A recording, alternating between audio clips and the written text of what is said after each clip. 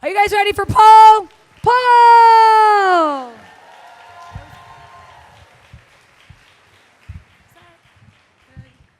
Very good. Even better. So there's a line from a Grateful Dead song, sometimes you see the light in the strangest places if you look at it right. And I saw the light, and I was in a really strange place. I was kneeling in front of this Coke machine, and I'd been kneeling there for about 2.5 hours, and I was just miserable.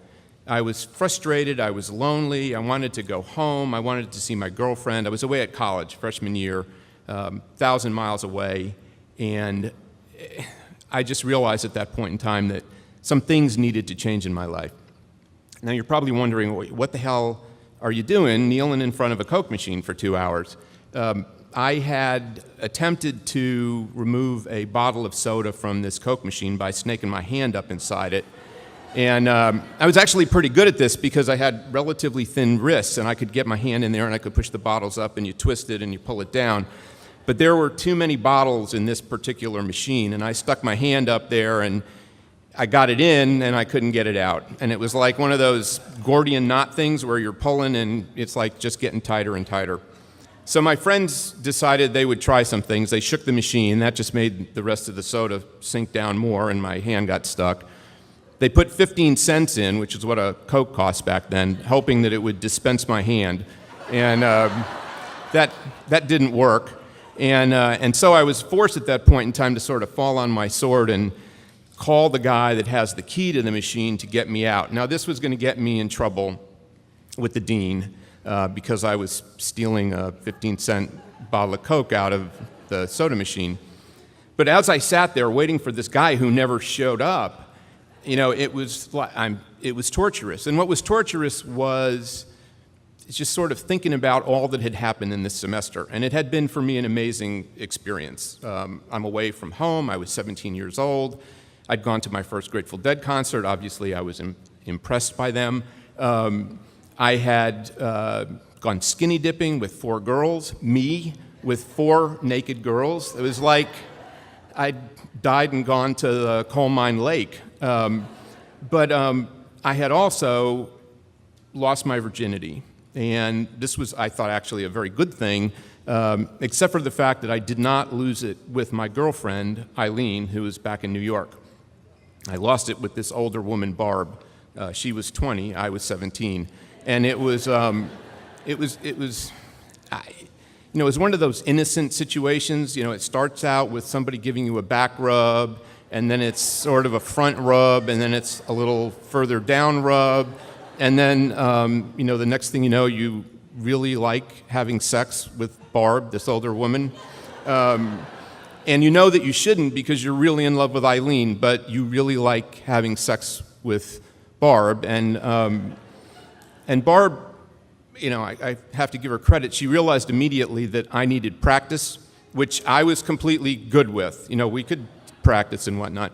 So this was going on for 5 weeks, and it's 5 weeks later, and I'm in front of this Coke machine, and I've had my arm stuck in it, and I need to pee, and I need to get it out, and I'm feeling guilty, and there's been this parade of people coming down. Some are coming down to get a Coke.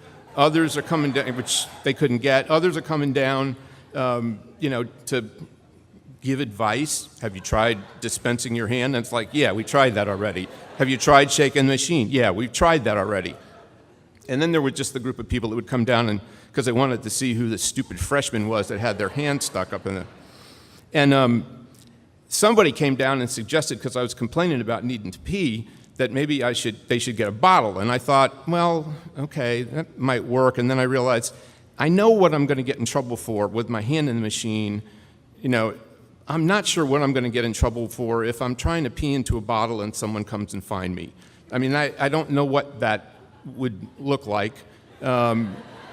It's a small campus, and I was fairly certain that word would get around about this kid who had gotten more than just his hand stuck in the Coke machine.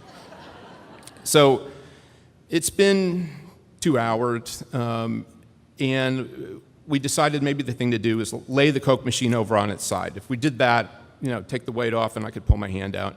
And if that didn't work, we could tip it upside down, which seemed, a lot, but I needed to get my hand out and I needed to pee. And when we were about to try to do that, the guy with the key came, and he opened the door, and I got my hand out, and I decided at that point in time, this is pretty damn stupid, and I was going to deal with this and do different. So Monday, I got called into the dean's office, and I got a verbal warning from Dean Gordon, which entailed him basically saying, "Paul, that was a really stupid thing to do. Don't do it again." And I didn't. I gave up Coke completely. I went for cream soda for a while and then switched over to root beer. But moreover, and I never violated the Coke machine, but moreover than that, I broke up with Barb on that weekend. And she was pissed at me because she had spent 5 weeks training me, and now I was going back to this girlfriend in New York who, as she put it, wouldn't even put out for me. And she was pissed, not because she loved me, but because she had wasted 5 weeks, and I was quickly replaced. But I can honestly say that after that, I was true to Eileen, and I ended up back with her because I flunked out of college and ended up driving a forklift back in New York. And unfortunately, the relationship kind of folded because I was working too much and I was boring and whatnot, which is, that's why most relationships fail if you haven't noticed it. You're boring and somebody else is more interesting. But, end of the day, I can honestly say it was the right thing to do. She broke up with me. We got back together. Things went on and back and forth, and I can say now that it's been 40 years later, and we're both madly in love, happily married to other people, and we have a very wonderful relationship, laughing about the fact that for both of us, we were each the one that got away. Thanks.